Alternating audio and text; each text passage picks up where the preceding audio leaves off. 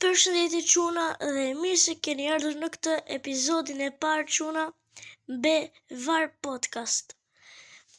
Siç e shihni çuna, jemi në këtë video të re, nuk po lozim FC Mobile o gjëra të tjera, po do bëjmë një video me VAR podcast. Dhe ndeshjen e parë që do vlerësojmë është Manchester City dhe një kundërshtar se më emrin. Atëherë fillojmë. Manchester City çuna në pjesën e parë ishte poshtë nga 1-0. Na 1-0 erdhi golat e Haalandit, e Foden e të tjerë. Si më të tjerë gjithë, underdog. Okej. Dhe në pjesën e dytë City çuna ka lozur shumë dobët kundër skuadrës kundërshtare.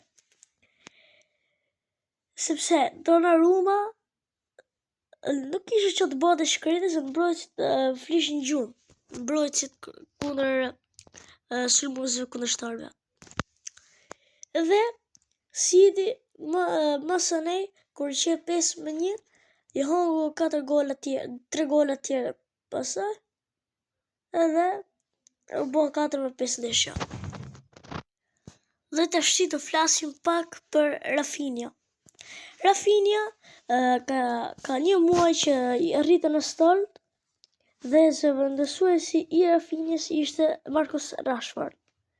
Rafinha ishte dëmtuar pa këtë ndeshje për një skalozur dhe sa hyni Rafinha në lojë me los e futi golin. Kurse Marcus Rashford nuk bota në gjo wow, po sa hyni Rafinha me los me Barcelonën në këtë vit në Champions League, siç pat dhe ndeshjen Atletico Madrid-Barcelonë, që fitoi Barcelona 3-1, një nga golat e Rafinhas. Dhe Rafinha e filloi sezonin vetëm me gol dhe shpresoj të vazhdoj kështu. Tani do flasim për ndeshjen Barcelona-Atletico Madrid. Barcelona në këtë ndeshje nuk është në pjesën e parë që lozi shumë mirë, po nuk është se në pjesën e parë Barcelona mbrojtja e Barcelonës po flitej gjumë. Dhe Atletico Madridi direkt e gjeti rrugën e golit në minutin 10. Dhe që mbrojtja e Barcelonës nuk ishte mbrapa në afër portierit, po kishte shku ma tonë para mezi fushës. Dhe si që dini, Barcelona është në vend të parë në grup dhe ka 2-3 pikë më duket, nëse s'gaboj, më shumë se sa Real Madridi. Kurse Atletico Madrid është në vend të tretë.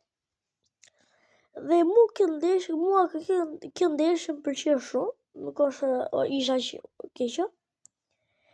Dhe Atletico Madridi në pjesa parë e sipër nuk është se po lozë sa që mirë, po Barcelona po vut në gjujtjet e Atleticos. Edhe për fitoren e Real Madridit, që fitoi 3-0 pas 3 barazimesh rresht çuna dhe erdhi rruga e fitores për Real Madridin.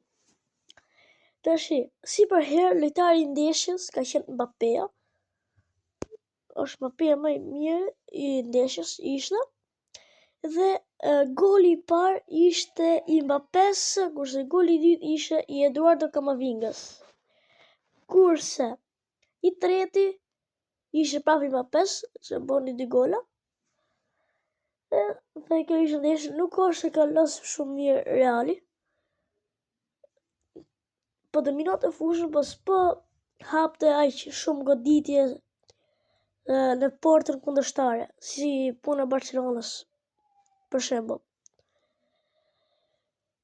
Për mua mirë lozën, nuk është se pëlqej shumë ndeshja, po mirë, nuk e keq. Dhe kjo ishte video për sot çuna, shpresoj t'ju ketë pëlqyer. Mos harroni të bëni like, subscribe dhe fshim në videon tjetër. Bye bye.